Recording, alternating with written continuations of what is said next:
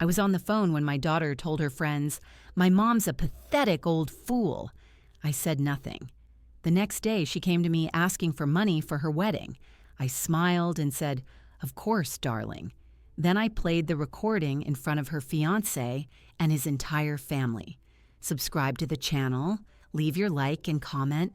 From which part of the world you are watching, get comfortable and relax. Let's begin. I was on a muted conference call when I called my daughter. The droning voices of the budget committee faded into a distant hum as I tapped her name on my screen. My notes were spread before me on the kitchen table, next to a half-empty mug of coffee. Sunlight cut across the polished wood, highlighting the grain. I listened to the phone ring, my finger idly tracing a line of text about capital expenditures. "Hey, Mama." Chloe's voice was bright, a little rushed. A smile touched my lips automatically. "Hi, baby, you busy?" "Just finishing up at the gym. What's up?" On my laptop, the CFO was discussing Q3 projections. I muted my microphone fully. "Nothing urgent. I was just thinking about you. Wanted to hear your voice."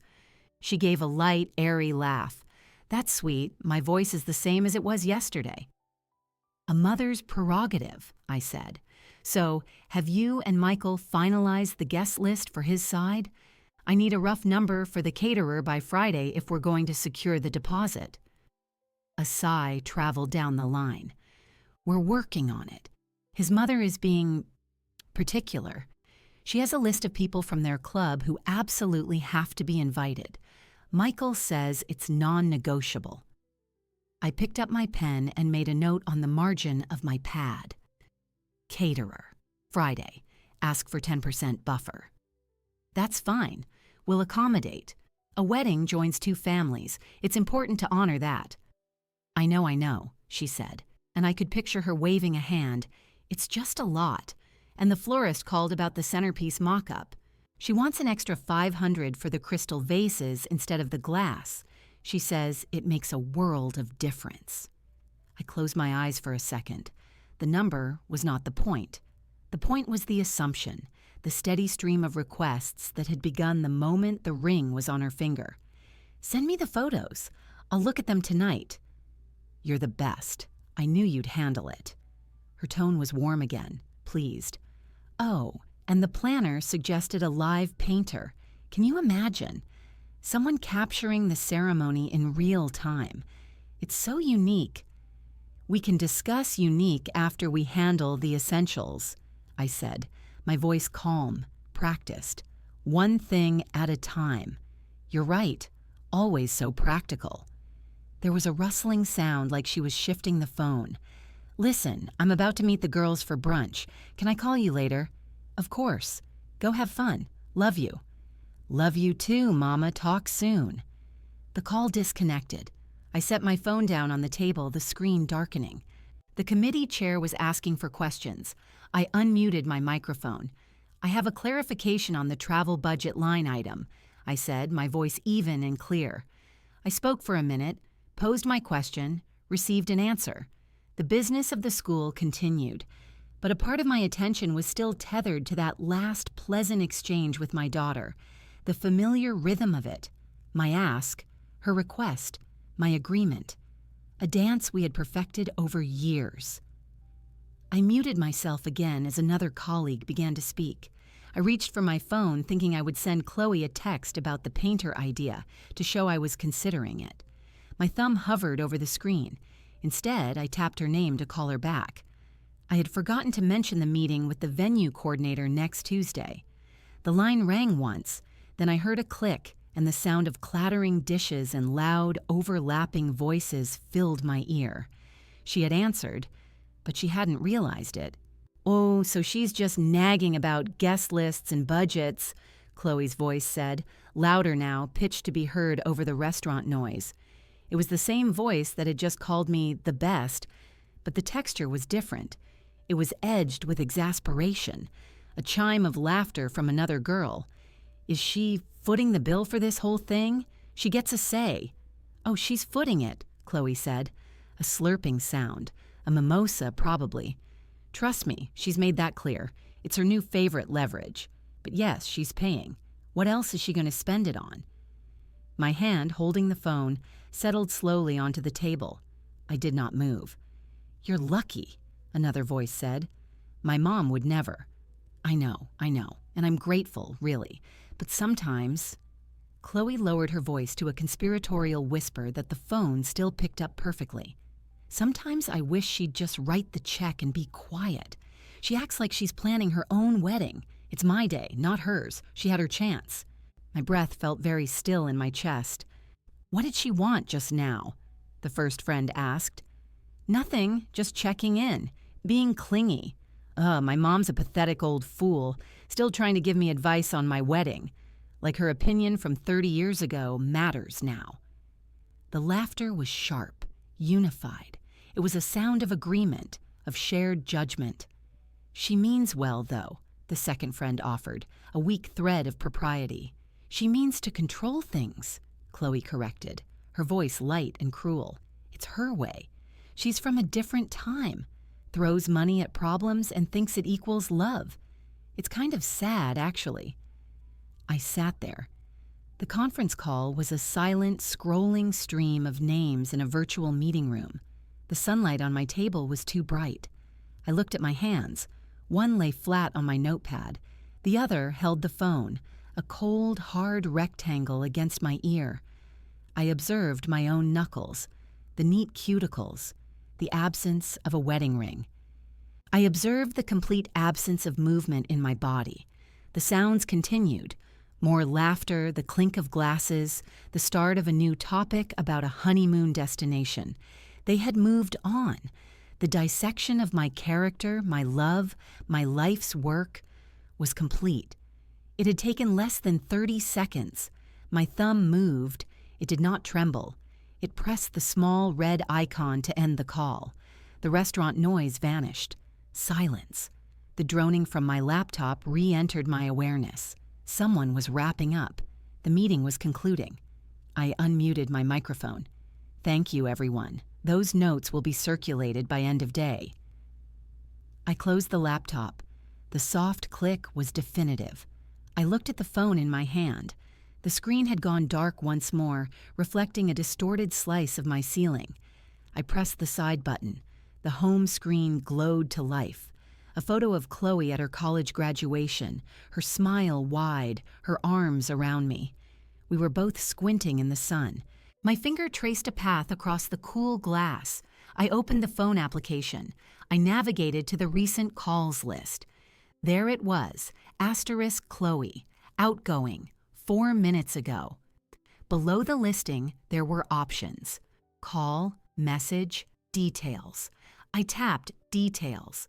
The call log expanded, timestamp, duration, and at the bottom, a line I had never used, never needed, recording. The icon was a small gray circle. I stared at it. I knew what it meant. A feature for interviews, for memos, for protecting yourself.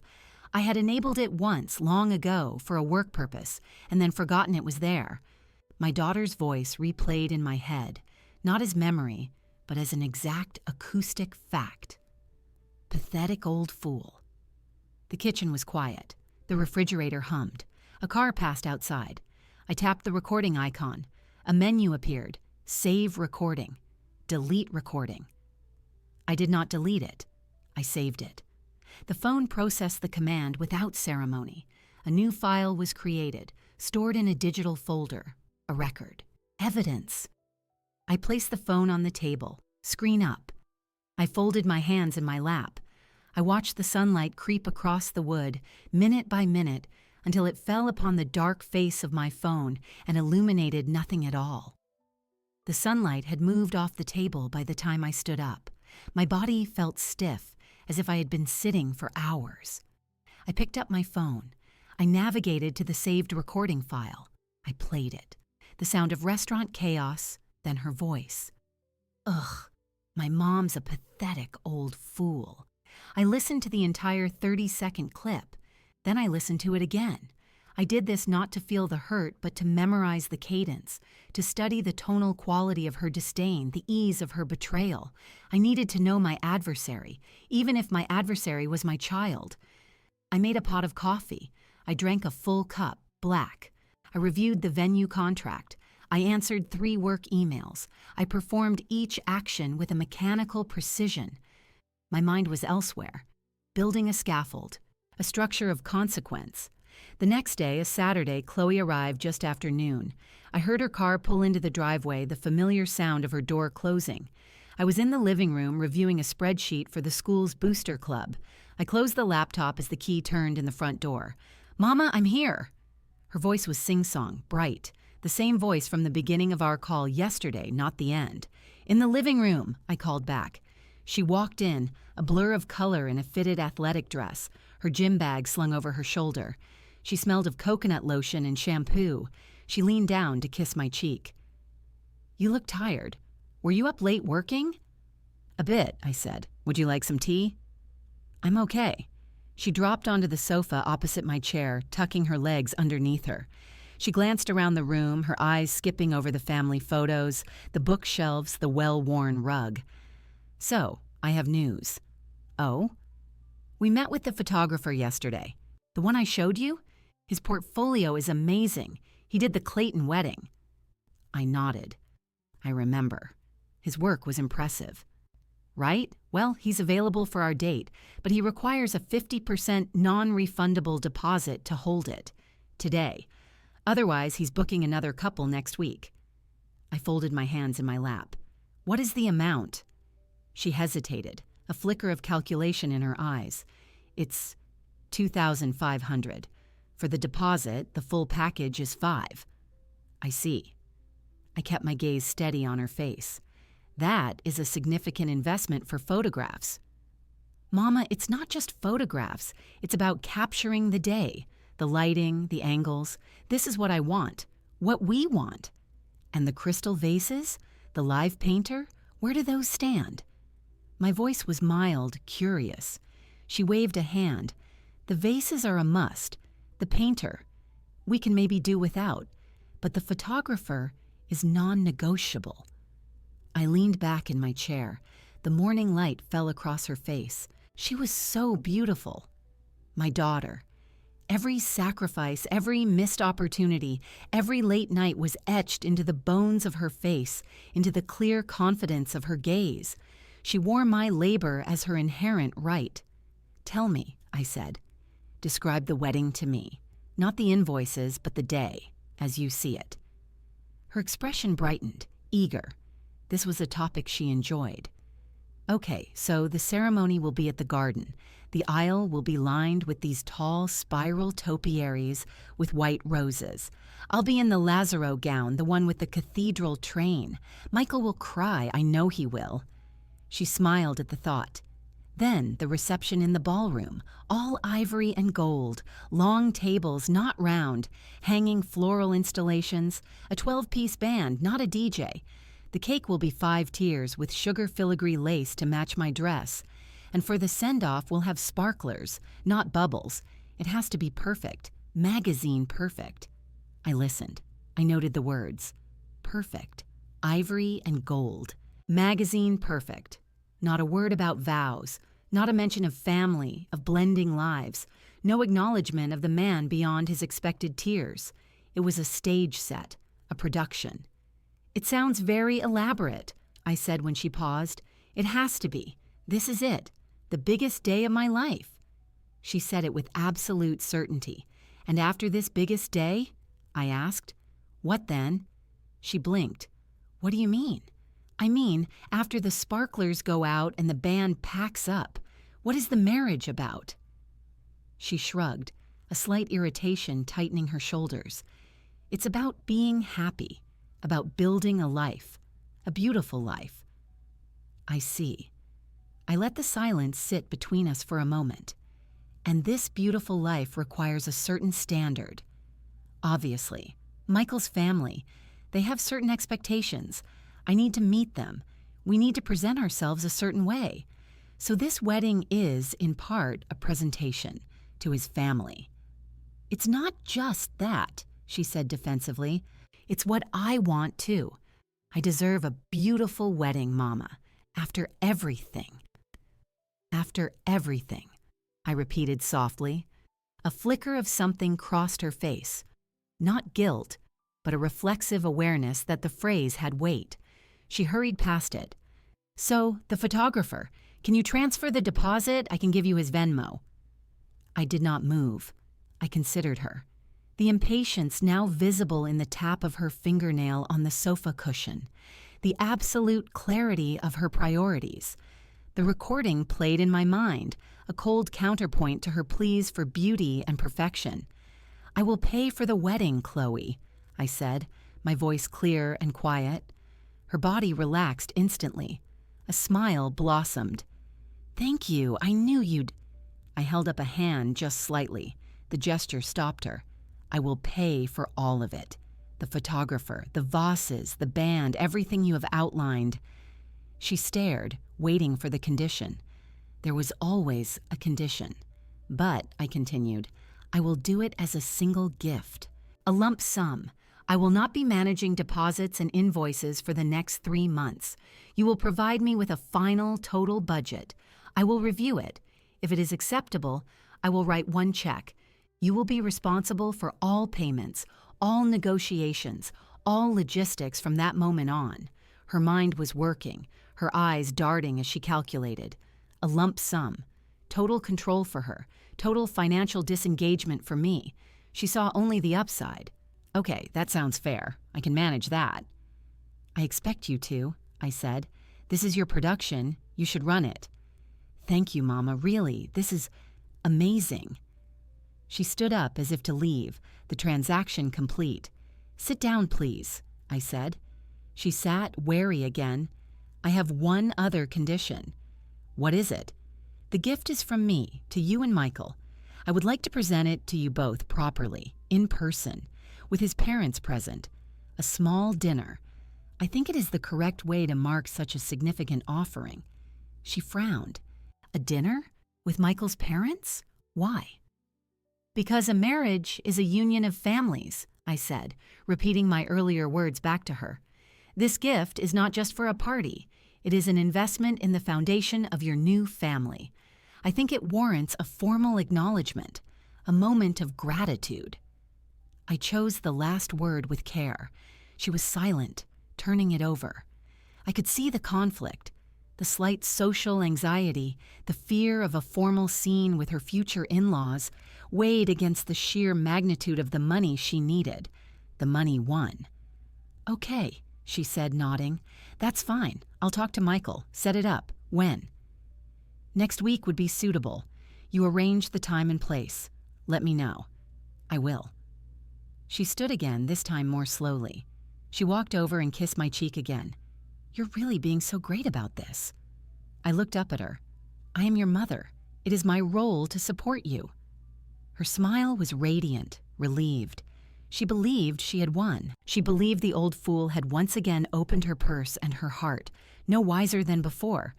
"I'll text you the budget spreadsheet tonight." "I look forward to seeing it," I said. She left, the house vibrating slightly with the close of the door. I listened to her car start and drive away. I opened my laptop. I opened a new document. At the top, I typed, "Budget assessment." I would review her numbers with a forensic eye. I would ensure the sum was sufficient for every crystal vase, every spiral topiary. I would make sure it was enough to build the perfect stage, because every stage needs a climax. And I had just sold her the ticket. The budget spreadsheet arrived in my inbox at 9:47 p.m. that night. I opened it immediately.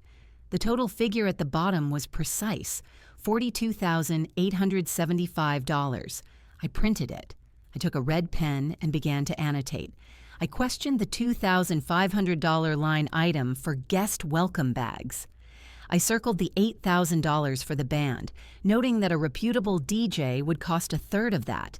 I wrote a question mark next to miscellaneous contingency $5,000. I did this not to save money, but to understand the full architecture of her dream, to see the price tag attached to every magazine-perfect detail. I needed to know the exact value of the lesson I was about to purchase. The following afternoon, I drove to Gail's house. We'd been friends for 32 years. She lived in a neighborhood similar to mine. Her backyard a sanctuary of hydrangeas and a shaded patio. She was waiting for me. 2 glasses of iced tea already sweating on the wrought iron table. "You look like you've seen a ghost," she said by way of greeting, not getting up. Her eyes scanned my face. "I have," I said, sitting across from her. It was my own reflection. She leaned forward, her brow furrowing. "Valerie, what's happened?" I placed my phone on the table between us. Before I play this, you should know I have already decided on a course of action. I am not here for advice on whether to proceed. I am here because I need one person in the world to hear what I heard and to understand why I must do what I am going to do. Gail's expression shifted from concern to grave attention. She nodded once. "All right." I tapped the screen. The sounds of the restaurant, then Chloe's voice filled the quiet space between us. "Ugh, my mom's a pathetic old fool." Gail did not move. Her face hardened into a mask. When the clip ended, she let out a long, slow breath through her nose. "Play it again." I did. She picked up her iced tea, took a sip, set it down with a sharp click. "Okay," she said. Her voice was low and controlled.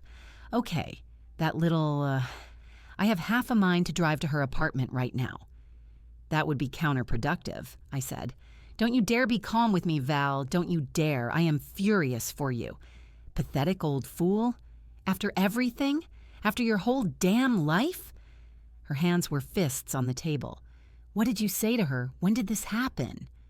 I said nothing. It was an accidental connection. She did not know I was listening. This was 2 days ago. Yesterday, she came to the house and asked for $2,500 for a photographer's deposit. Gail stared at me. And I agreed. I agreed to pay for the entire wedding, all $42,875 of it. "You what?" Her voice rose. "Have you lost your mind? You're rewarding that?" "I am financing an object lesson," I said. My tone was flat. "The money is the lure. I have one condition. I present the check at a dinner with her, Michael, and his parents." Comprehension dawned in Gail's eyes, followed by a flicker of grim approval, then worry. "You're going to play that for them?" "Yes." "Oh, honey." She sat back. "That's nuclear." "It is measured," I corrected. "It is a proportional response. She has chosen to perform her life for an audience. She values their opinion. So I will bring her performance to its logical conclusion.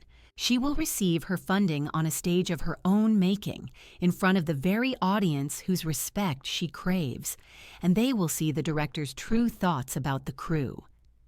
Gail was silent for a full minute, watching a bee hover near her hydrangeas. "She'll never forgive you." "She does not forgive me now," I said. "She pities me. She finds me sad and controlling. Her forgiveness is not a currency I currently possess or one I require. And after? You blow up her engagement, humiliate her. Then what? You lose your daughter." If that recording is enough to blow up her engagement, then the engagement was built on a lie she is telling Michael and his family about who she is. If it humiliates her, it is because she authored the words. I am merely the librarian presenting the text. I took a sip of my tea. It was tart with lemon. As for losing her, I lost the daughter I thought I had when I heard that clip. The one I raised, or believed I raised, would not have said that. This person is a stranger. I am negotiating with a hostile entity. Gail looked at me with a mixture of pity and awe. "When did you get so cold?" The moment my love was converted into a laughingstock, it underwent a chemical change. I looked down at my hands. "Do you remember the second job? At the department store?" "Of course I remember. You'd finish at the school, come home, change your clothes, and go sell perfume until 9, 4 nights a week for 3 years. For her ballet lessons, for the summer arts program, for the SAT tutor. I listed them like items on Chloe's budget. I gave up my master's degree program, the promotion that required relocation, the book club, the trip to Greece with you." "You never complained," Gail said softly. "I didn't consider it a complaint. It was an investment. I was building a person. I thought I was building someone with strength, with gratitude, with character. I looked at my phone. I appear to have built a critic instead, one who views my investment as a series of foolish, sentimental transactions. So this is about the money? No, I said. It is about the value. She has assessed my life's work and found it pathetic. She has assessed my love and found it a tool for control. I am merely providing a second opinion, a public audit. Gail reached across the table and covered my hand with hers. Her skin was warm. You know I'm with you, to the bitter end, but it's going to hurt you too, maybe more than it hurts her. The hurt is already present, I said. This is not an act of creation. It is an act of excavation. I am simply digging up the rot so we can all see it. Perhaps then something new can be planted, or perhaps not, but the current state is untenable. I stood up, needing to move. I walked to the edge of the patio, looking at Gail's tidy flower beds. She sent me the budget. It is a document of pure aspiration. Not a single line item for a marriage counselor, not $1 set aside for a down payment on a home. It is all spectacle. I am going to buy her the most spectacular failure of her life, and I am going to hand her the receipt in front of everyone who matters to her. Gail joined me. And if Michael calls it off, if his family wants nothing to do with her, then she will have learned that actions have consequences. A lesson I apparently failed to teach her earlier. It will be the most expensive tutoring she has ever received, but perhaps the most effective. You're risking everything. I have nothing left to risk, I said. The truth of it was a clean, empty space inside me. The Valerie who would have wept and begged and smoothed things over died listening to that recording. This is just the administrative work. Gail put an arm around my shoulders. We stood like that for a while, in the dappled shade. The plan was no longer a private, seething thing. It was now a shared fact between two women who had seen each other through decades of life. It was real. "When's the dinner?" she asked finally. "She is arranging it. Sometime next week." "Do you want me there?" "No, this is between our families, but I will call you after, immediately after." "You better." She squeezed my shoulder. "For what it's worth, I think she's dead wrong. You're the furthest thing from a fool I've ever known." I did not answer. I just watched the bee disappear into the deep blue of a hydrangea bloom, its work purposeful and silent. The next few days passed with a strange, suspended quality. I went to work. I chaired meetings. I reviewed lesson plans. I performed all the functions of my life with an automaton's precision.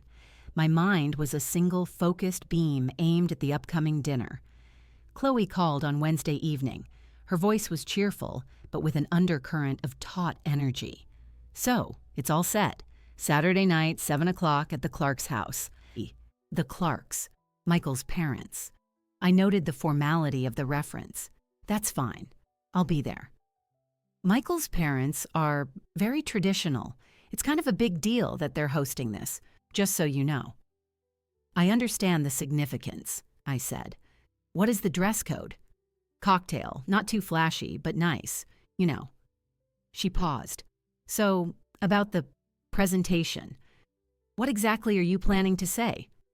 I was at my desk, a stack of student essays to my left. I set my pen down. "I will say what is appropriate. I will thank them for their hospitality. I will express my happiness for you and Michael, and I will present the gift. It will be brief and respectful." "Okay, good. That sounds good." She sounded relieved. "And you'll have the check?" "I will have a bank draft made out to you for the full amount we discussed."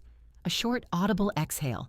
"Thank you, Mama, really. This is going to make everything so much easier." "I'm sure it will," I agreed. There was another pause. I could hear her breathing, the faint background noise of her television. Are you okay? You've been quiet." The question, so belated, almost made me laugh. A pathetic old fool would have wept at the concern. "I am perfectly fine, Chloe. Just busy. Preparing for the end of the school year takes considerable effort." "Right. Of course. She jumped on the excuse. Well, I'll let you go. I'll text you the address. Don't be late, okay? First impressions. I am never late, I said, and ended the call. I did not move for several minutes. I looked at the essays, at the young, looping handwriting grappling with themes of ambition and morality in The Great Gatsby. The irony was not lost on me. I stood and walked to my bedroom closet. I selected a dress. It was a simple sheath in navy blue, elegant but understated. I laid it on the bed. I chose low-heeled pumps, a single strand of pearls. I inspected the items as if for a tactical mission. Every element was chosen to convey dignity, respectability, calm. I was not dressing for a celebration. I was dressing for a verdict. On Friday, I went to the bank. I arranged for the certified draft. The amount, $42,875, looked stark and immense, printed on the official document. The bank manager, a woman I knew from community events, raised an eyebrow but said nothing as she handed it to me in a thick envelope. "A wedding gift?" she asked politely. "An education," I replied, and thanked her. I placed the envelope in my purse. Its weight was negligible, but its presence was a constant gravitational pull. I drove to a quiet park and sat in my car. I took out my phone. I connected a small portable Bluetooth speaker I had purchased for this sole purpose. I paired it. I opened the recording file. I pressed play. My daughter's voice, tinny and clear through the small speaker, filled the car. Ugh, my mom's a pathetic old fool.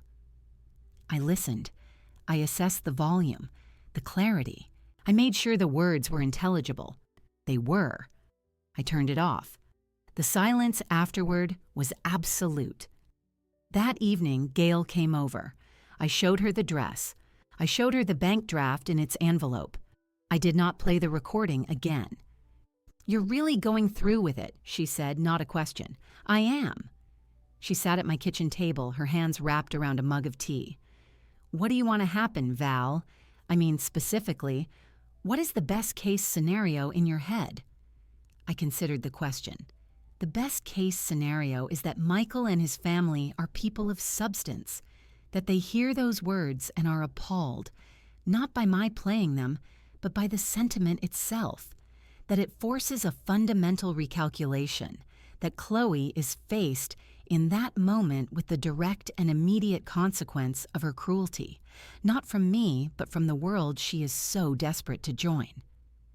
And if they're not people of substance, if they're just rich and polite and this makes them uncomfortable, then they will distance themselves from her, and she will learn that the currency of that world is not just money, but character, and she will find herself bankrupt. And you? What do you get? Closure, I said. A line drawn. I will no longer fund a fiction. I will no longer pay to be a character in a story where I am the fool. After Saturday, the narrative will change. Whatever comes after will, at least, be based on truth. Gail nodded slowly. You've thought this through. I have had little else to think about. She reached across and patted my hand. I'll be by my phone. Call me when it's done, no matter the hour. I will. After she left, I prepared my remarks. I did not write them down. I rehearsed them in my head, pacing the living room. I would be gracious. I would be warm. I would speak of love and hope. I would set the stage perfectly. The contrast would be the instrument of justice. I thought of my own mother, gone 10 years now. What would she have done? She was a woman of few words and fierce pride. She would not have tolerated disrespect, but her method would have been a swift, private reprimand, a cutting off of funds with no explanation. The public spectacle would have horrified her. We were from a generation that handled shame internally, within the family walls. But Chloe had taken our business public. She had mocked me to an audience. So I would simply expand the audience to include the relevant stakeholders. It was, in its way, a very modern solution. On Saturday afternoon, I took a long bath. I dressed with care. I examined my face in the mirror, the face of a woman in her late 40s, lines of experience and fatigue around the eyes, but a firm set to the mouth. I saw no fool there.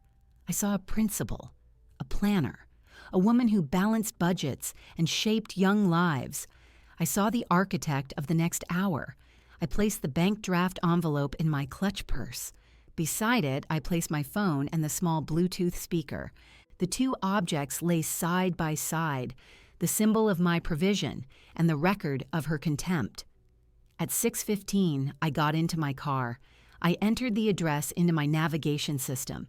It was a 25-minute drive to the Clarks neighborhood, an area of larger homes, mature trees, and manicured lawns. The late afternoon light was soft and golden. As I drove, I felt no panic, no last-minute doubt. The emotional part of this process had been cauterized. What remained was the execution of a decision. I was a functionary of consequence. I pulled up to a wrought iron gate at the end of a long driveway. I pressed the intercom button. "Yes," a female voice answered.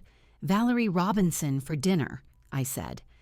The gate swung open silently. I drove through. The house was a large, colonial-style brick home, impeccably kept.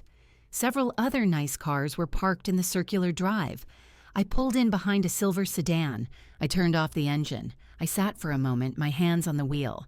I took one deep, steadying breath. Not for courage, but for focus.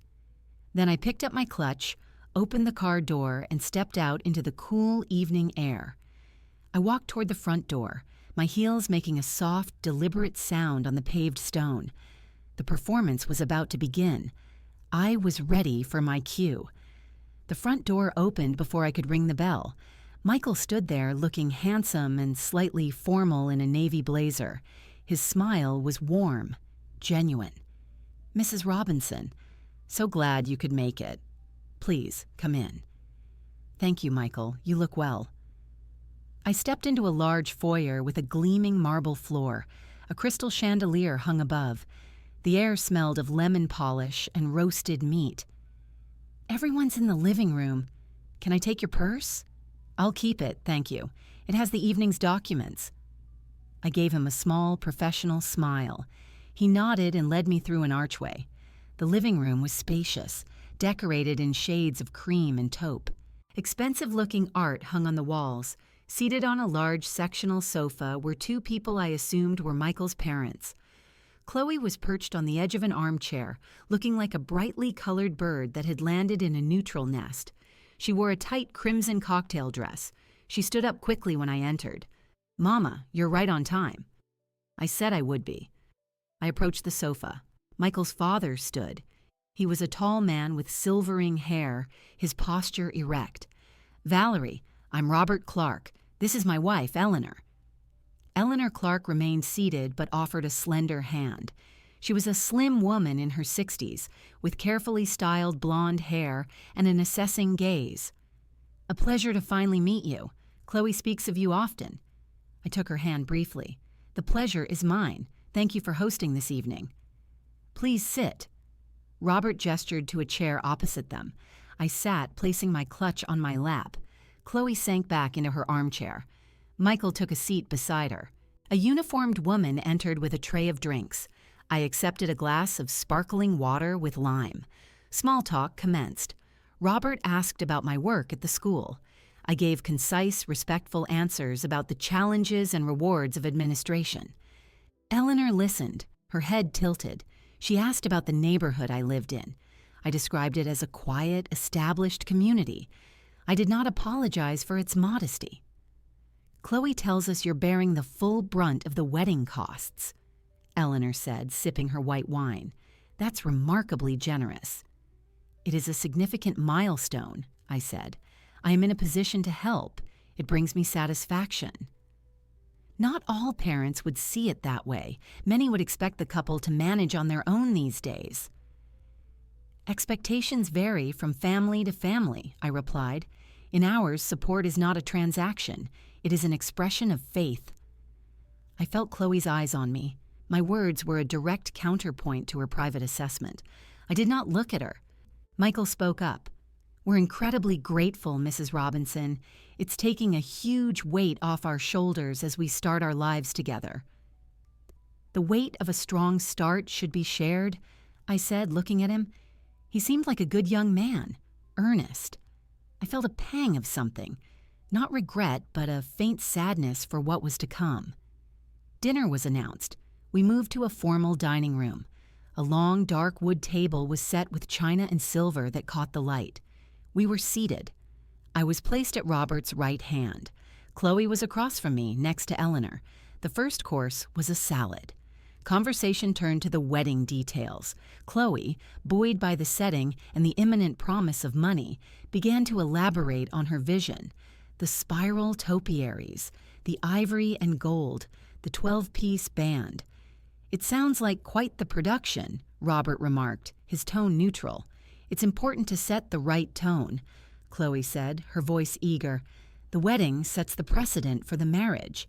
It announces who you are as a couple." Eleanor dabbed her mouth with her napkin. "And who are you as a couple, dear?" Chloe blinked. "What do you mean?" "I mean, beyond the aesthetic, what does all this announce?" Eleanor's question was not unkind, but it was pointed. Michael jumped in. "I think it announces that we value beauty, family, and celebration, that we're joyful and want to share that joy in a memorable way." A safe, rehearsed answer. I took a sip of water. "And what do you think, Valerie?" Robert turned to me. "You've raised a daughter, built a career. What does a wedding announce?" All eyes shifted to me. Chloe's held a silent warning. I set my glass down. "I think a wedding announces a hope," I said, my voice clear in the quiet room. "It is a public declaration of a private promise. The flowers and music are the packaging. The substance is the vow, the commitment to choose each other, respect each other, and build something that lasts beyond a single day. The hope is that the packaging does not distract from the gift inside." The table was silent for a beat. Robert nodded slowly. "Well said." Eleanor gave a small, approving smile. "A thoughtful perspective." Chloe looked down at her plate, her cheeks faintly flushed. She had not considered the wedding in those terms. To her, the packaging was the gift. The main course was served. Roasted chicken with herbs, asparagus, and tiny roasted potatoes. The conversation moved to safer topics, local politics, a new museum exhibition. I participated just enough. I observed. I saw the easy rapport between Robert and Eleanor, a partnership of decades. I saw Michael listening to his father with respect. I saw Chloe trying to mimic Eleanor's posture, her diction. She was performing, and the performance was straining her. I ate my food. It was perfectly cooked, but I tasted little. My focus was on the dynamics, the currents of respect and expectation flowing around the table. My presence, my calm, my measured words were creating a specific impression. An impression of a woman who was capable, dignified, and worthy of respect. Chloe's recorded words hung in the air between us, invisible to everyone but me. The contrast was the entire point. With every polite question Robert asked me about educational funding, with every appreciative nod from Eleanor at my comments on community, the coming revelation grew more potent. By the time dessert was served, a delicate lemon tart, a subtle tension had settled over Chloe. She laughed a little too loudly at one of Robert's jokes. She reached for Michael's hand too often. She was sensing it. The gap between the woman they saw seated at the table, the woman they were coming to admire, and the caricature she had described to her friends. She was realizing she had sold them a version of me that did not exist, and the truth was sitting right here, being compelling. "That was a superb meal, Eleanor," I said as the dessert plates were cleared. "Thank you." "Our pleasure," she said. "Shall we have coffee in the living room?" "Actually," I said, my voice still calm but slightly firmer, "if it's agreeable, I would like to say a few words now about the reason for this lovely evening." All movement ceased. Chloe froze, her eyes locking onto mine with sudden, naked apprehension. This was it, the moment she had both awaited and dreaded. Michael looked politely interested. Robert leaned back in his chair, folding his hands. "Of course," Eleanor said. "Please." I did not stand yet. I looked around the table, meeting each pair of eyes. I wanted to thank you all for gathering. Robert, Eleanor, your home is beautiful. Michael, your graciousness is noted. I paused. Chloe, you are my daughter, the most significant part of my life's work. She swallowed, a slight tremor in her jaw. I reached for my clutch purse on the empty chair beside me. I opened it. I withdrew the thick, cream-colored bank envelope. I placed it on the table in front of me. I did not touch it again. This is a bank draft, I said, for the full amount of the wedding budget as Chloe presented it to me. It represents my financial commitment to the beginning of your life together. A wave of palpable relief washed over Chloe's face. She had expected something else. Her shoulders dropped. She almost smiled. Michael reached over and squeezed her hand.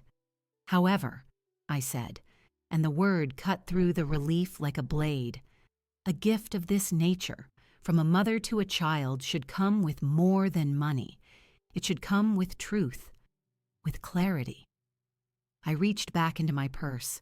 My fingers closed around the small, cold plastic of the Bluetooth speaker. I placed it on the table next to the envelope. It looked incongruous, a piece of modern technology on the antique wood. Chloe's eyes darted from the envelope to the speaker. Confusion replaced relief. Michael frowned. Robert and Eleanor watched, their expressions unreadable. "The truest gift I can give you," I said, my gaze resting finally on Chloe, "is an understanding of the value of things, not just the price of a band or a vase, but the value of respect, the cost of words." I picked up my phone from my lap. I had prepared the screen earlier, a single tap. "This recording was made last week," I said, my voice now devoid of all warmth. It was pure, declarative fact. I believe it provides essential context for this gift. And I pressed play. The sound that came from the small speaker was crisp and undeniable. First, the clatter of a restaurant, the blurred chatter of other people. Then, clear as a bell, Chloe's voice, tinged with exasperation. "Oh, so she's just nagging about guest lists and budgets." I watched their faces. Chloe's went bone white. Her hand, which had been resting on the table, jerked back as if burned. Her eyes were wide, fixed on the speaker as if she could shatter it with her gaze. Michael's head turned slowly toward Chloe. His expression was one of pure, uncomprehending confusion. He looked from her to the speaker, then to me, his brow deeply furrowed. Robert Clark's polite, attentive mask dissolved into a rigid stillness. His eyes dropped to the tablecloth.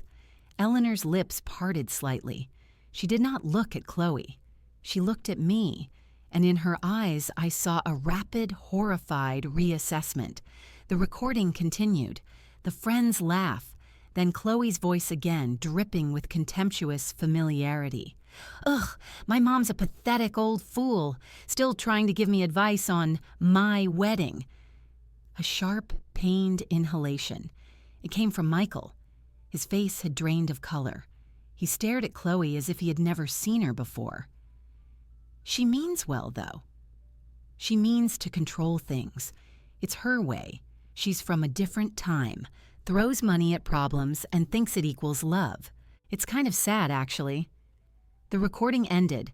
The last word, "actually," hung in the silent dining room. The only sound was the faint hum of the central air conditioning. No one moved. I reached forward. I picked up the small speaker. I placed it back in my purse. I left the bank draft envelope exactly where it was, centered on the table. Chloe made a small, choked sound. "Mama!" It was a whisper, stripped of all its earlier performative brightness. I stood up. My movements were slow, deliberate. I felt the weight of 4 stunned people watching me. I looked at Robert and Eleanor. "I apologize for the disruption to your evening. The context, however, was necessary." Eleanor found her voice first. It was cool, formal. "We appreciate your honesty, Valerie." It was a remarkable thing to say. It was not forgiveness. It was acknowledgement of a tactical move. Robert cleared his throat. He did not look at Chloe. "Yes, thank you for..." clarifying the situation. Michael was still staring at Chloe. "You said that?" he asked her. His voice was low, disbelieving. Chloe's mouth opened and closed. No sound came out. Tears welled in her eyes, but they were tears of panic, not remorse. I turned to Michael. The gift was offered in good faith, based on the person I believed my daughter to be.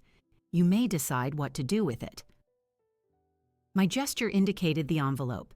It was no longer my concern. I looked at Chloe one last time. She was shrinking in her chair, a child caught in a terrible act. The magazine Perfect Bride was gone. In her place was the exposed, frightened young woman facing the collapse of her carefully constructed image. I felt no triumph, only a hollow, surgical precision. "I will see myself out," I said. I walked from the dining room through the silent living room to the foyer. My heels echoed on the marble. No one followed me. No one called my name.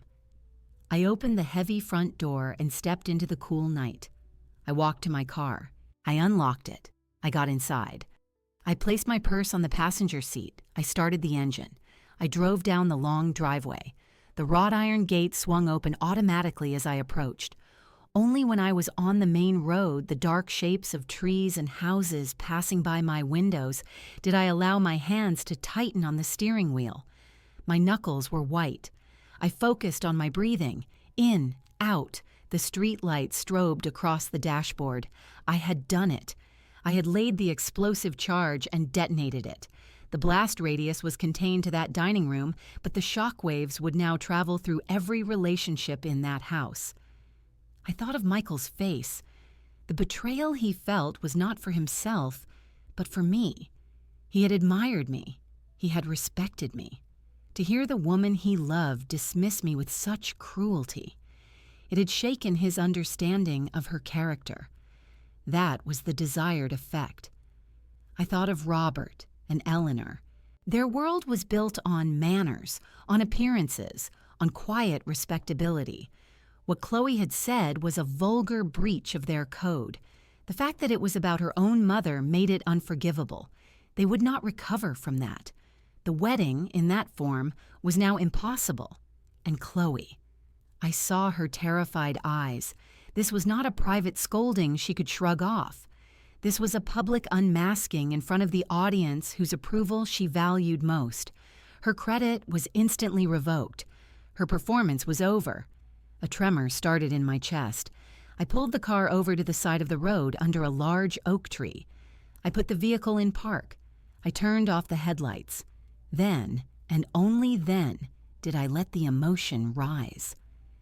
It was not the hot, messy grief of the initial betrayal. It was a colder, more profound sorrow. A mourning for the daughter I had lost weeks ago, whose funeral I had just officiated in that dining room. A sadness for the sheer wasteful stupidity of it all. The years, the love, the sacrifices, reduced to a punchline for her friends and a weapon in my hand. A single tear tracked down my cheek. I did not sob. I simply sat in the dark, allowing the reality to settle into my bones. The plan was executed. There was no going back. The path ahead was uncharted, littered with the debris of the life we had known. After a few minutes, I wiped my face with the back of my hand. I took a deep, steadying breath. The tremor subsided. The cold resolve returned, solidified by the action I had taken. I picked up my phone. I called Gail. She answered on the first ring. "Well, it's done," I said. My voice was even, a little rough. How did they take it? As expected, shock, horror, silence. The Clarks are polite people. They thanked me for my honesty. Gail gave a short, bitter laugh. "I bet they did. And Chloe?" She looked like she'd been struck. "Michael is reconsidering everything." "Good," Gail said, and there was no sympathy in her voice. "What now?" "Now," I said, looking out at the dark road ahead. "I go home. I wait. The consequences are no longer mine to manage. They belong to her." "Do you feel better?" I considered the question. "I feel clear. The poison is out of the wound." Now we see if it heals or if the limb is lost. Call me tomorrow." "I will." I ended the call. I pulled back onto the road. I drove the rest of the way home in silence. The house was dark and quiet when I entered. I did not turn on many lights. I went to the kitchen, poured a glass of water, and drank it standing at the sink. I thought of the bank draft still sitting on the Clark's dining table, a piece of paper that had just become worthless, a symbol of a deal nullified by the fine print of character. I went upstairs. I changed out of the navy dress, hanging it carefully in the closet. I washed my face. I got into bed. The sheets were cool. I lay awake for a long time, staring at the ceiling. I listened to the sounds of the house settling. I replayed the scene at the table, not with emotion, but with analysis. Had I been too harsh? No. The harshness was not in the playing of the recording. The harshness was in the words themselves. I had merely reflected their sound back to the speaker. Eventually, sleep came. It was a thin, restless sleep, but it was sleep. The first act was over. The intermission had begun, and I had no intention of reading the program for Act 2. I would let it unfold on its own. The next morning, sunlight pierced the gaps in my bedroom blinds. I woke at my usual time, 6:30. The previous night felt both distant and hyper-real, like a film I had watched. I rose, showered, dressed in casual clothes. I made coffee. The routine was a stabilizing force. My phone remained silent on the kitchen counter. I did not expect it to ring. The ball was in other courts now. I ate toast. I reviewed the Sunday paper. The ordinary rhythm of the day was a stark contrast to the seismic shift that had occurred 12 hours prior. At 10:15, the doorbell rang. A single sharp sound. I knew who it was before I looked through the peephole. Chloe stood on my front porch. She was still wearing the crimson dress from the night before, now wrinkled. Her makeup was smudged under her eyes. She held her arms wrapped tightly around herself. I opened the door. I did not speak. She looked at me, her face raw and puffy. "Can I come in?" I stepped back, allowing her entry. She walked past me into the living room, but did not sit. She stood in the center of the rug, looking lost. "He left me there," she said. Her voice was hoarse, scraped thin. "After you left." No one spoke. Michael just got up. He took the car keys from the bowl in the foyer. He said, "I need air." He didn't look at me. He just walked out. I closed the front door and leaned against it, waiting. His parents, they were so quiet. Eleanor said they were tired and that I should probably call a cab. Robert didn't say anything at all. He just went into his study and closed the door. She wrapped her arms tighter around herself. I called an Uber. I sat on the curb outside their gate until it came. No one came out to check on me. She finally looked at me, her eyes pleading. "Mama, why did you do that?" The question was so naive it almost disarmed me. Almost. I provided context for the financial gift, as I said I would. "You humiliated me." "No," I said, my voice level. "You humiliated yourself.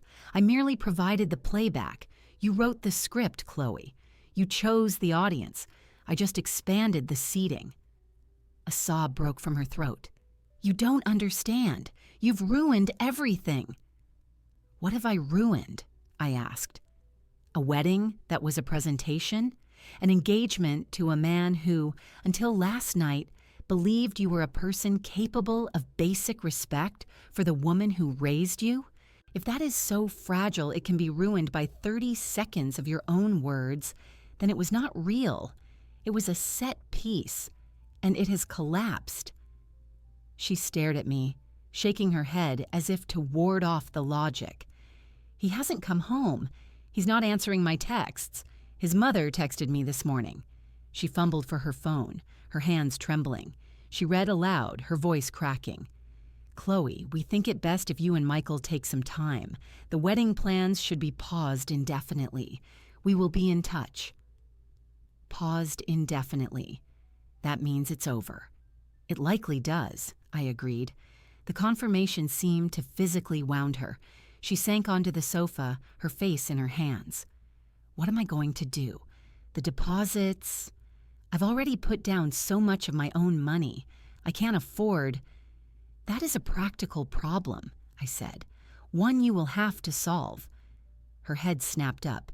You're not going to help me. The help was on the table, attached to the condition of a family dinner. You agreed to the terms. The dinner occurred. The help, as structured, is no longer available. But you have the money. You could still give it to me, just... Without the dinner part, I need it. I looked at her. The entitlement, though cracked and desperate, was still the foundation. She saw the money as a separate entity from the disrespect. She believed she could still access the former while ignoring the latter.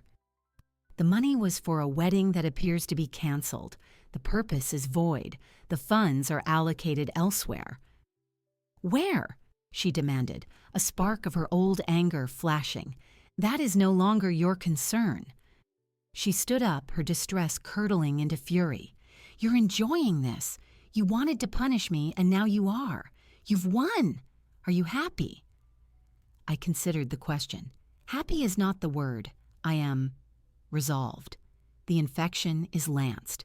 The healing, if it occurs, will be painful and slow, but the pretending is over. That is a form of progress. She took a step toward me, her hands clenched at her sides. I hate you for this. You may, I said. That is your prerogative. But hatred is a more honest emotion than contemptuous pity. I can work with hatred. I know what it is. The fight seemed to drain out of her as quickly as it had risen. The reality of her situation was a weight too heavy for anger to lift. She looked around the living room, at the photos of her as a child, at the evidence of a lifetime she had dismissed. A choked sound escaped her. What have I done? It was the first genuine, unself-pitying question she had asked. You have shown your true character to the man you intended to marry, and to his family, I said. The consequences are unfolding. I suggest you focus on managing them, not on relitigating my actions. She picked up her purse from the floor. She looked at me, her expression now one of utter defeat. Will you talk to Michael? Explain? Explain what? That you didn't mean it? The recording is what you meant in that moment. My explanation would be a lie. You will have to find your own words if he is willing to hear them. She nodded slowly, dully. She walked past me to the door. She opened it, then paused. She did not look back. I'm sorry, she whispered. It was barely audible. I did not respond. The apology in this raw state was for her own pain, not for mine. It was a start, but it was not enough. The door closed softly behind her. I remained standing in the quiet living room. I listened to her car start and drive away. The house settled back into silence. I went to the kitchen. I poured the rest of my cold coffee down the sink. I washed the cup. I dried it. I put it back in the cabinet. Then, the dam I had been reinforcing for days finally gave way. It was not a violent breaking, but a slow, inevitable seep. I braced my hands on the edge of the countertop. My shoulders began to shake. A dry, soundless weeping took hold of me. Tears fell onto the stainless steel, leaving small, dark spots. I cried for the little girl in the photos. I cried for the years of packed lunches and parent-teacher conferences and sitting through recitals. I cried for the dreams I had deferred that she had mistaken for a lack of ambition. I cried for the sheer, stupid loss of it all. But I did not cry for the action I had taken. There were no tears of regret. The sorrow was for what was and what could never be again. The action itself was just and necessary. After several minutes, the tears stopped. I washed my face with cold water. I looked at my reflection. The eyes were red-rimmed, but the gaze was steady. The emotional purge was complete. The hollow space inside me was clean now, ready to be filled with whatever came next, if anything. I picked up my phone. I had one missed call from Gail. I did not call her back yet. I needed the quiet. I went outside and sat on my back porch. The sun was warm. A neighbor was mowing a lawn. The world continued, mundane and unbroken. My personal earthquake had registered only on a few intimate seismographs. Life, in its cruel and comforting way, went on. I sat there for a long time, doing nothing, not planning, not regretting, not anticipating, just being present in the aftermath. The battle was over. The war for my daughter's soul, however, was perhaps just beginning, but I would not be the one to fire the next shot. The next move was hers. 3 days passed without contact. The silence was a tangible thing. I went to work, attended a school board meeting, had dinner with Gail where we did not discuss the dinner at the Clarks beyond my initial report. She respected the boundary. Life assumed a new, strained normalcy. On the evening of the 4th day, there was another knock. It was softer than before, tentative. I was in the kitchen cleaning up after a solitary meal. I dried my hands on a towel and went to the door. Chloe stood on the porch again. This time, she was dressed in simple jeans and a sweatshirt, her hair pulled back in a messy ponytail. Her face was clean of makeup, pale. She held no purse. Her hands were empty. "Hi," she said, her voice small. I opened the door wider, a silent invitation. She walked in and went straight to the living room, but this time she did not stand awkwardly. She sat on the edge of the sofa, her hands clasped between her knees. I took my usual chair opposite her. I waited. "I've been staying at Jenna's," she began, not looking at me. "Michael, he came to get his things from the apartment yesterday. He was civil. He said he needs time to think. He said what he heard. It changed how he sees me. He said he always admired you, that he thought my respect for you was a given." She swallowed. "He asked if I meant what I said." "And what did you tell him?" I asked. I told him. I said I was stressed, that I was venting, that I didn't mean it. She finally looked up, her eyes desperate for me to accept this. But that was a lie. To him. I did mean it. In that moment, with them laughing, I meant it. I wanted to sound cool, detached, above it all. Her voice broke. I wanted to be one of them. One of whom?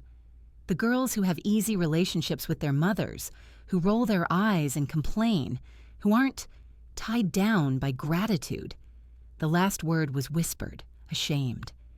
"Gratitude is a tie that binds?" I asked, my tone neutral. "It felt like one," she said, her gaze dropping to her hands. "Your sacrifices, they were always there. The second job, the missed trips, the constant checking in. It felt like a debt I could never repay. So I started to resent the debt, and then I started to resent the creditor." There it was, the core of it. Not just ingratitude, but a twisted, childish logic where love was quantified as a ledger, and the balance was an impossible burden. "So you dismiss the creditor as a fool," I said, "to make the debt seem less valid." A sob escaped her. She nodded, covering her face with her hands. "Yes, God, yes, it was horrible. It is horrible. I am horrible." I let her cry. I did not offer comfort. The tears needed to fall on their own. After a few minutes, she wiped her face with the sleeve of her sweatshirt. Her breathing was ragged. I listened to the recording, on my phone. I made a copy. I've listened to it 100 times. I hear my voice. I hear what you heard.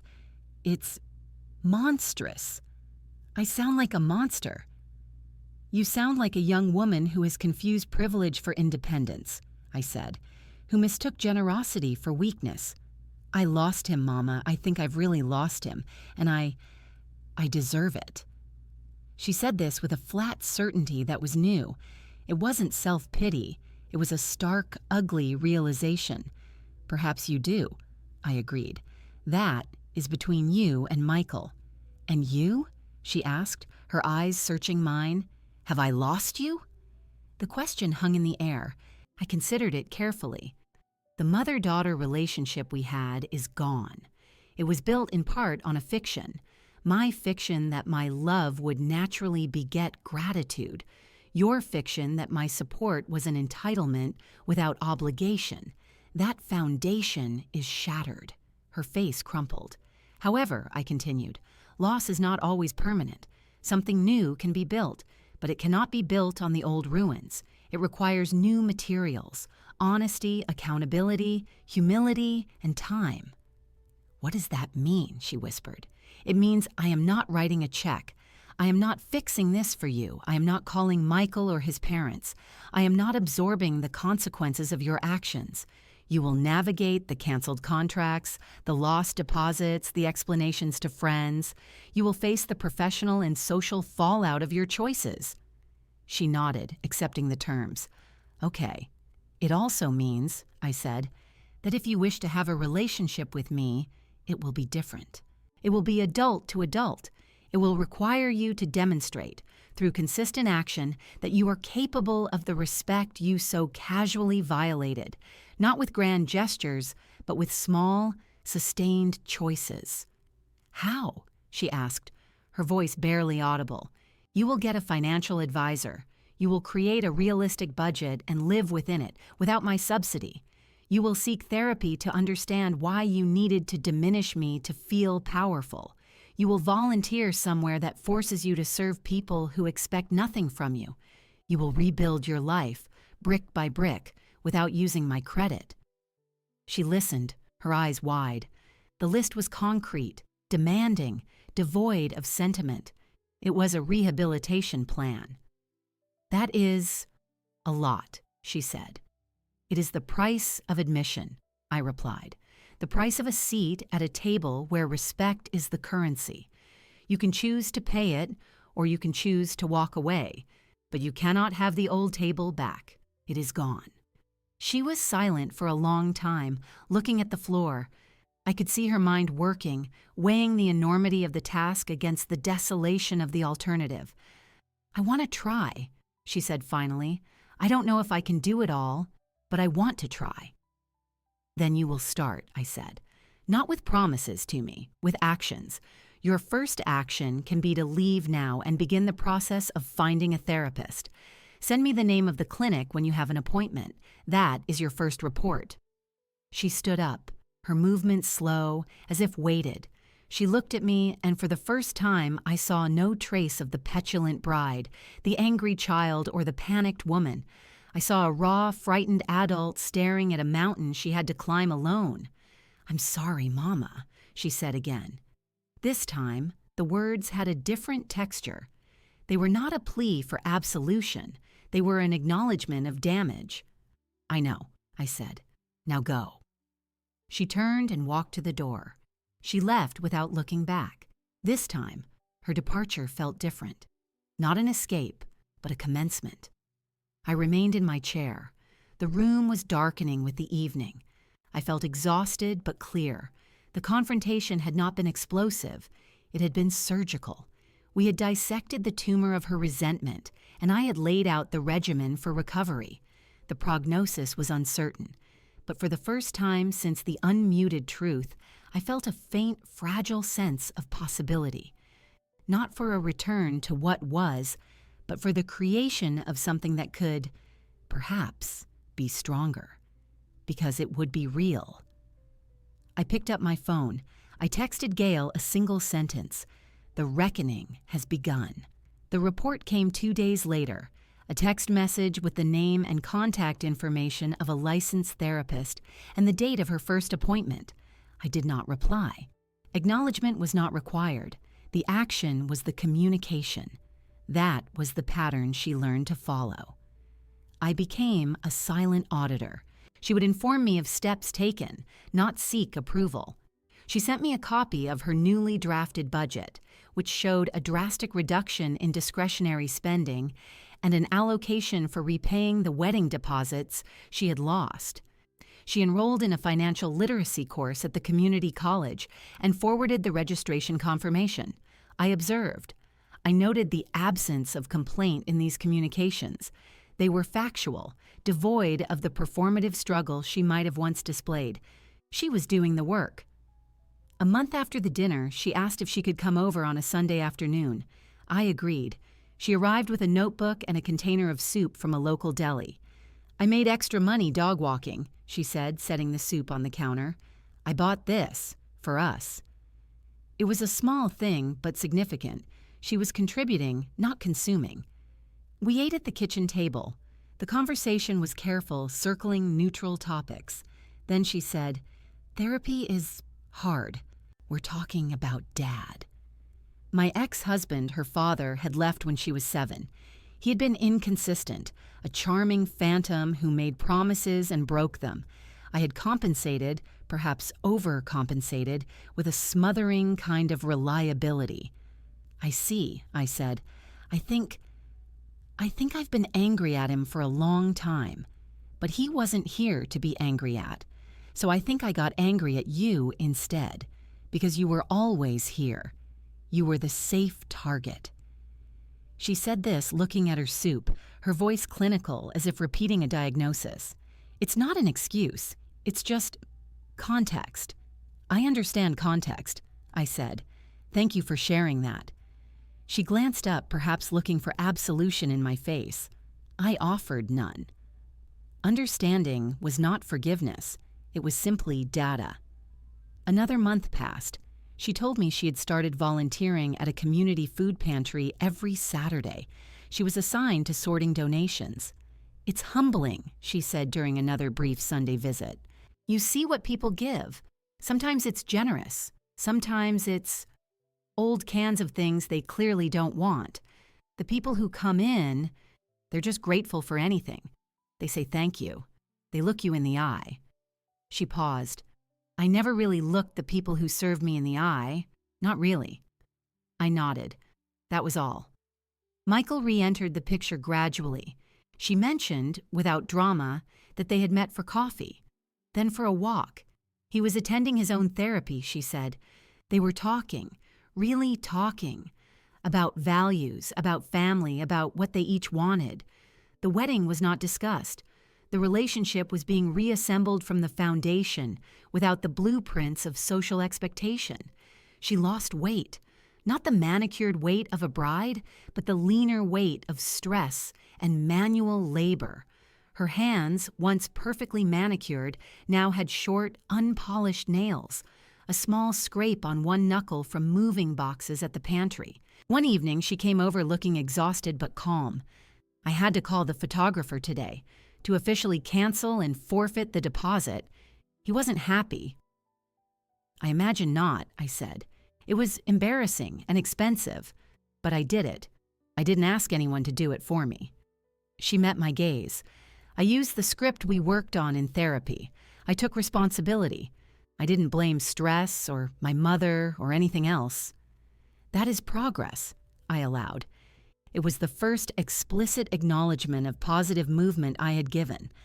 A faint light sparked in her eyes, quickly subdued. She had learned not to fish for praise. She accepted the statement as the assessment it was. The seasons changed. Fall arrived. The frantic energy of the wedding season, which would have been consuming her, was absent.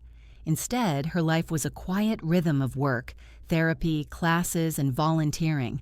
She moved to a smaller, cheaper apartment. She sold some of the designer items she had accumulated. She did not ask for help.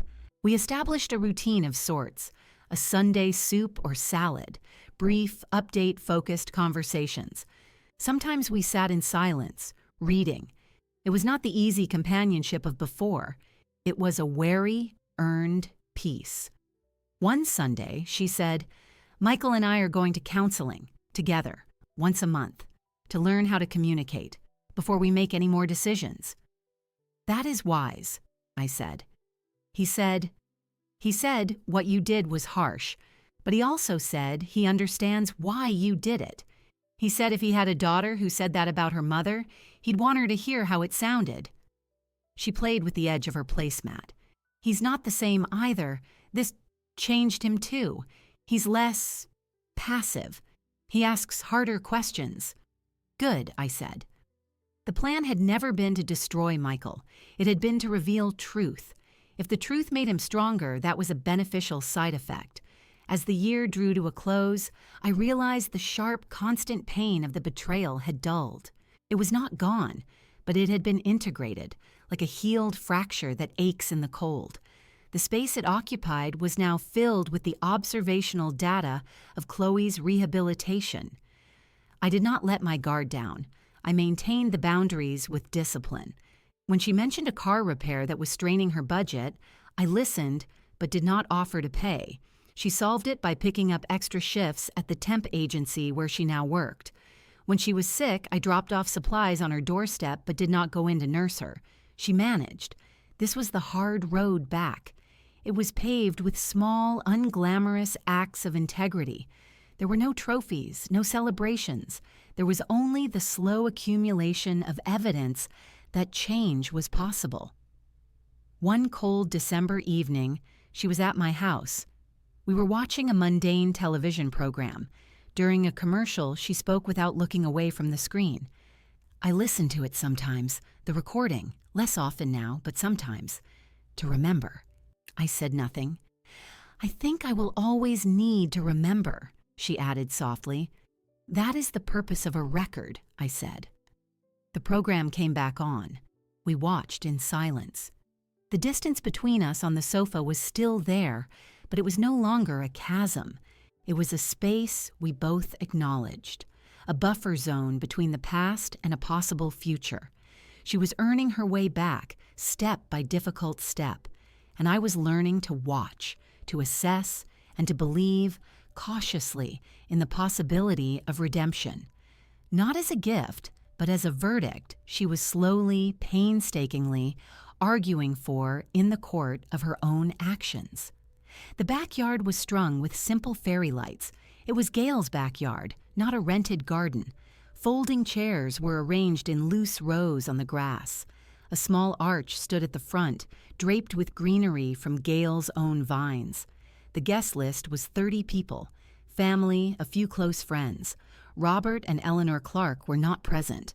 They had sent a polite note and a silver picture frame. Their absence was a quiet, permanent footnote. I arrived early. Chloe was inside Gail's house, getting ready. Michael stood by the makeshift altar with his best man, looking relaxed in a simple suit, not a tuxedo. He saw me and walked over. Mrs. Robinson, thank you for coming. Michael. I offered a small smile. You look well.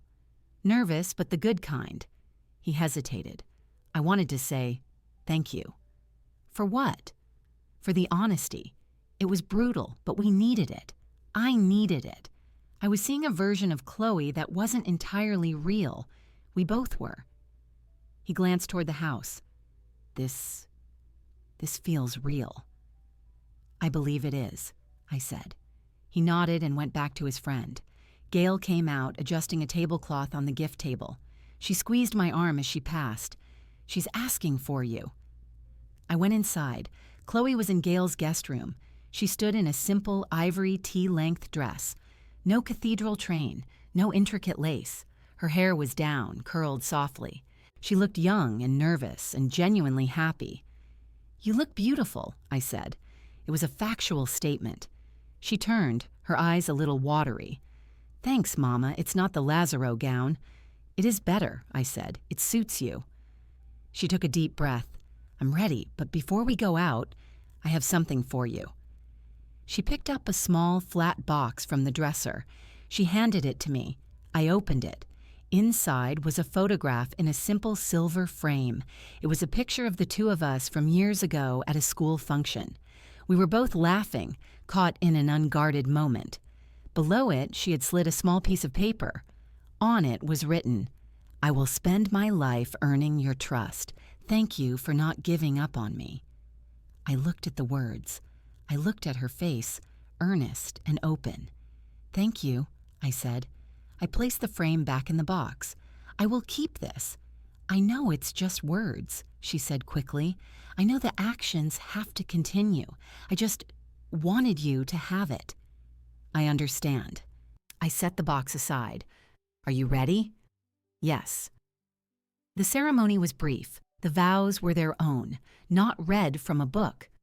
Michael spoke of choosing each other daily with clear eyes and honest hearts. Chloe spoke of learning that love is respect in action and promising to practice that lesson every day. She looked at me when she said the word respect. I gave a slight, acknowledging nod. They exchanged simple bands. The officiant pronounced them married. They kissed. The small crowd applauded. It was not a spectacle. It was a declaration. The reception was a barbecue. Gail's husband manned the grill. There was a small cake, big enough for the guests. No 12-piece band, just a playlist from a speaker. People mingled, ate, laughed. The atmosphere was warm, unpretentious. After the meal, I stood and tapped my glass. The chatter died down. All eyes turned to me. Chloe and Michael held hands, watching. "A year ago," I began, my voice carrying easily in the quiet space, "I gave a different speech, in a different dining room. That speech was about context, about the cost of words. Today, I want to speak about what comes after the cost has been paid." I paused, looking at their joined hands. Love is not a static thing. It is a living, breathing entity that requires maintenance. It can be neglected, it can be wounded, but it can also heal, if both parties are willing to do the painful, unglamorous work of repair. I saw Chloe's eyes glisten. Michael's arm went around her shoulders. "My gift to you today is not a check. It is this: the knowledge that you have already begun that work. You have looked at the fractures, and instead of hiding them, you have filled them with something stronger, with honesty, with humility. You have built a foundation that can weather storms because it is made of real materials, not of fantasy." I reached into my pocket. I pulled out a small envelope. I walked over and handed it to Chloe. "This is a contribution to your first home. It is modest. It is what I can give, freely, without condition, to this marriage that I now believe in." She took it, her hand trembling. "Thank you," she whispered. I returned to my place. The truest blessing a parent can give is not wealth, but the belief that their child is capable of growth, of becoming a better person. Chloe, Michael, I give you that blessing today.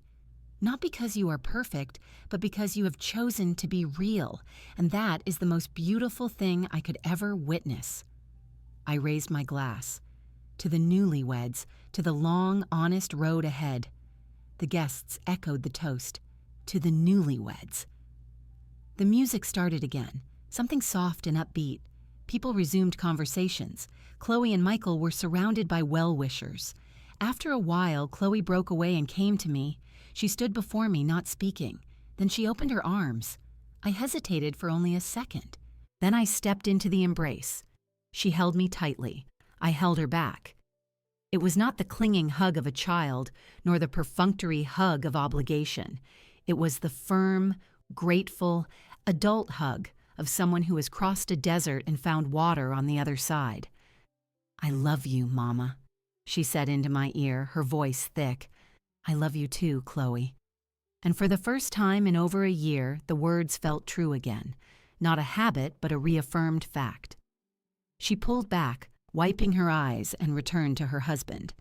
I stood by the fence, watching the party. Gail came and stood beside me, handing me a fresh glass of iced tea. "You did good, Val," she said quietly. "We all did the work," I said. "Yeah, but you had to set the fire before the rebuild could start. That took a kind of courage most people don't have." I sipped the tea. It was cool and sweet. The fairy lights twinkled against the darkening blue sky. The sound of laughter and music was gentle, not overwhelming. I watched my daughter dance with her husband, her head on his shoulder, a look of quiet contentment on her face. The recording was still on my phone. I would likely never delete it. It was a receipt, a proof of purchase for the painful, necessary lesson that had led us here. The scar tissue was strong. This was not a happy ending in the fairy tale sense. It was a new beginning, forged in the crucible of hard truth. The relationship was transformed, not destroyed. The love was deeper because it was now clear-eyed. It had been earned. I felt a peace settle over me, a quiet that came not from forgetting, but from resolution. The story was complete. The account was balanced, and from this new balance, we could all move forward,